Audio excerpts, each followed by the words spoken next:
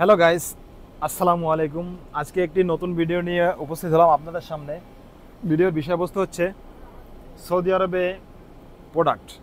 যে প্রোডাক্টটা সৌদি আরবে বেশি চলে এবং সৌদি আরবের বিখ্যাত প্রোডাক্টগুলো যেগুলো আছে সেগুলো প্রাইস কীরকমের। বা প্রথমে দেখাচ্ছি সৌদি আরবের একটি জাতীয় প্রোডাক্ট। সেই প্রোডাক্টটির নাম হচ্ছে যে আলমারায়ের একটি প্রোডাক্ট এসে যে ফ্রেশ ইয়োগটি, যার মূল্য হচ্ছে 1.5 রিয়াল বর্তমানে।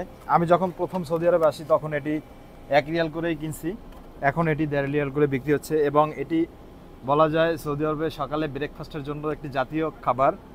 এই ইয়োগটি এবং 1 প্যাকেট খবুজ, খবুজ বলতে রুটি, রুটি থাকে প্যাকেটের ভিতরে 5 পিস 6 পিস, আর একটি জাবাদি। এটা হচ্ছে সকালের প্রধান নাস্তা যারা কর্মজীবী মানুষ আছেন তাদের।